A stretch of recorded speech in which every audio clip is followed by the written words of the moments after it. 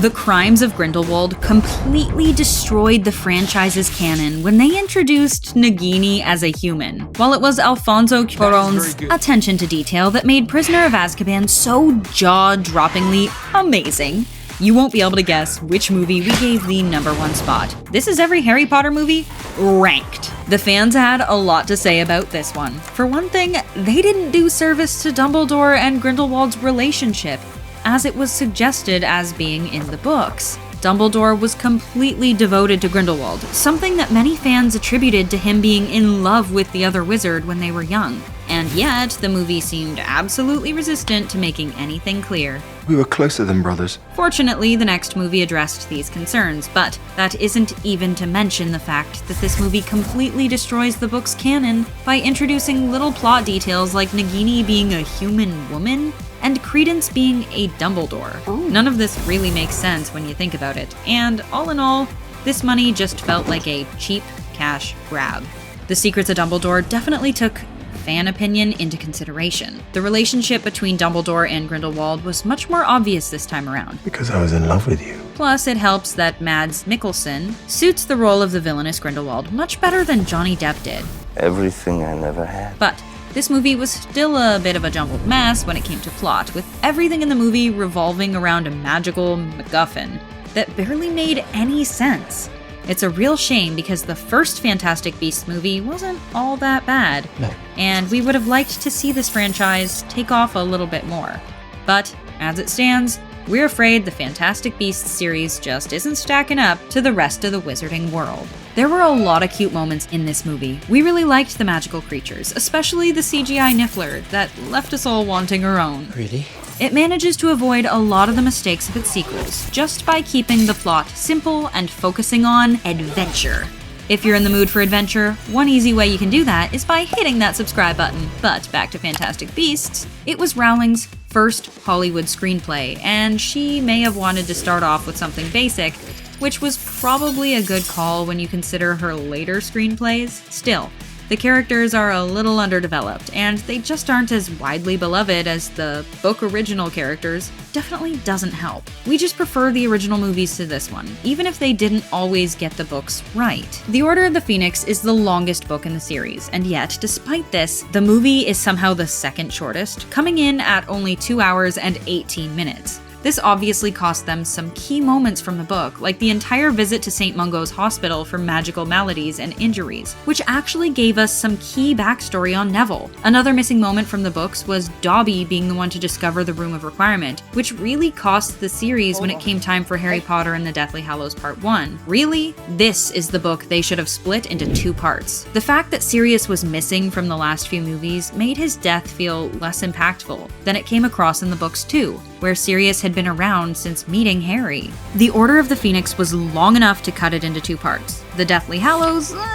Maybe not, but the studio decided to do it, even though the story wasn't set up for that. Most of the movie is spent watching our heroes argue and camp. Oh, you don't know how it feels! Which really does start to get old after a while. It is nice to see a few moments between Harry and Hermione, but the slow pace becomes even harder to stomach when you consider just how anticlimactic the ending feels. Dobby's death just doesn't have the same emotional impact when he wasn't included in the Order of the Phoenix. Such a beautiful place. That doesn't make it a bad movie. Just like The Chamber of Secrets, it had some good moments. There just wasn't enough story for the runtime. Let's get one thing straight. The Chamber of Secrets is not bad. It has some great moments between Harry and Ron stealing the flying car, and Hermione turning herself into a cat. Look at my face. Look at your tail. Plus, who can forget Gilderoy Lockhart? I didn't get rid of the band and banshee by smiling at me. There's just one problem. It may have been a little too dedicated to getting the book right. This movie clocks in at 160 minutes, which is way too long when you consider that this is one of the shorter books in the series. The movie tends to drag on, and as much as it's all accurate, this just wasn't the book that needed that treatment.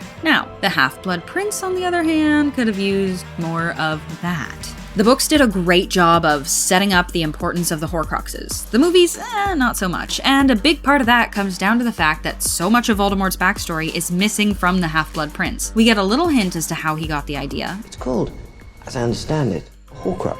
but the beautifully fleshed out reasons that Rowling gave for each one was written out. And it made the Deathly Hallows Part 1 all the more confusing when Harry had no way to know what he was looking for. But, that being said, this movie's cinematography is beautiful, with a darker color scheme to mark the story's darker tone, which definitely sets it in contrast to the bright and cheerful colors of the Sorcerer's Stone. The Sorcerer's Stone is where it all began. This movie set the bar high right away by bringing in some of the greatest acting talent in English history.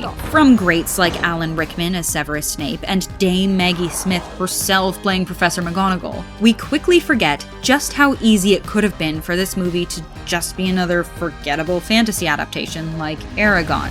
Yet, it took its source material seriously and managed to give us a movie that felt somehow both adult and filled with magical whimsy at the same time. Not as adult as The Goblet of Fire, mind you, but anyway. If we do have one complaint about this movie, it's that the CGI might be a little dated in places, especially when it comes to some of the Quidditch scenes, but it's still a solid 4th place. The Goblet of Fire was a huge turning point for the books. This was when the series started to feel a lot more adult, with some pretty heavy issues beginning to be introduced. And director Mike Newell handled this transition beautifully, with moments like the Yule Ball, where we can see our heroes showing an interest in dating for the first time. You say dragons. If you can't get a date, you can. I think I take the dragon right now. Each of the 3 challenges in the Triwizard Tournament are visually striking and action-packed, making for a fun romp of a movie. Even if the introduction of Voldemort wasn't quite as menacing as it could have been, still, you can tell that Mike owes a little something to Alfonso Cuarón. Alfonso set the tone for the movies going forward. The Prisoner of Azkaban felt a lot more adult than Chris Columbus movies, which had been a lot more whimsical and more polished looking. You may have even noticed that our heroes started to dress down a bit in this movie, wearing both Muggle clothes and school uniforms that looked a little less than tidy. This is because Alfonso wanted the movie to look more realistic, and so he encouraged the child actors to style themselves in whatever way they would feel most comfortable. The Prisoner of Azkaban is also responsible for bringing in Michael Gambon to play Dumbledore.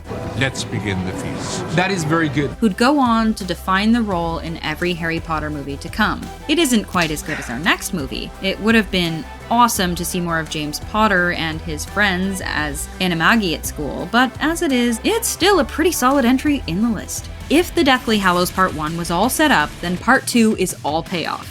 This movie doesn't let up from beginning to end, and between its great acting and impressive special effects, it feels almost operatic in scale.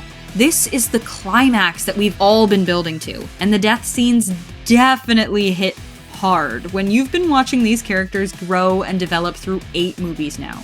That isn't to say it's a perfect movie. We would have liked to see a more realistic death scene for Voldemort, for instance, but that being said, we get to hear the answer to questions that we've been dying to hear for ages now.